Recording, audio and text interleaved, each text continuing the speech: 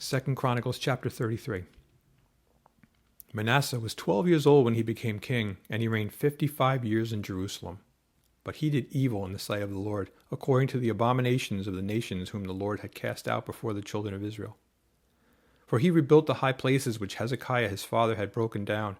He raised up altars for the Baals and made wooden images, and he worshipped all the host of heaven and served them. He also built altars in the house of the Lord, of which the Lord had said, "In Jerusalem shall my name be forever." And he built altars for all the host of heaven in the two courts of the house of the Lord. Also he caused his sons to pass through the fire in the valley of the son of Hinnom. He practiced soothsaying, used witchcraft and sorcery, and consulted mediums and spiritists. He did much evil in the sight of the Lord to provoke him to anger. He even set a carved image, the idol which he had made in the house of God, of which God had said to David and to Solomon his son, "In this house and in Jerusalem, which I have chosen out of all the tribes of Israel, I will put my name forever.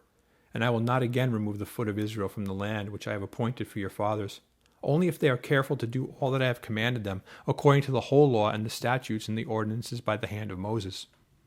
So Manasseh seduced Judah and the inhabitants of Jerusalem to do more evil than the nations whom the Lord had destroyed before the children of Israel.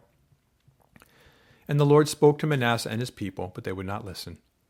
Therefore the Lord brought upon them the captains of the army of the king of Assyria, who took Manasseh with hooks, bound him with bronze fetters, and carried him off to Babylon. Now, when he was in affliction, he implored the Lord his God, and humbled himself greatly before the God of his fathers, and prayed to him. And he received his entreaty, heard his supplication, and brought him back to Jerusalem into his kingdom. Then Manasseh knew that the Lord was God. After this he built a wall outside the city of David on the west side of Gihon, in the valley as far as the entrance of the fish gate, and it enclosed Ophel, and he raised it to a very great height. Then he put military captains in all the fortified cities of Judah.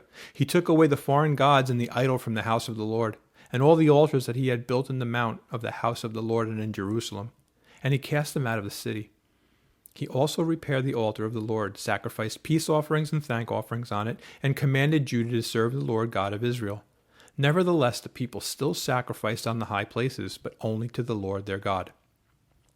Now the rest of the acts of Manasseh, his prayer to his God, and the words of the seers who spoke to him in the name of the Lord God of Israel, indeed they are written in the book of the kings of Israel.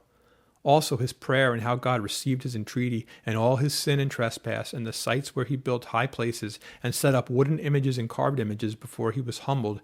Indeed, they are written among the sayings of Hosea. So Manasseh rested with his fathers, and they buried him in his own house. Then his son Amon reigned in his place. Amon was 22 years old when he became king, and he reigned 2 years in Jerusalem. But he did evil in the sight of the Lord, and as his father Manasseh had done. For Amon sacrificed to all the carved images which his father Manasseh had made and served them.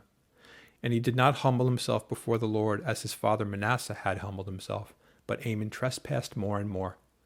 Then his servants conspired against him and killed him in his own house. But the people of the land executed all those who had conspired against King Amon. Then the people of the land made his son Josiah king in his place.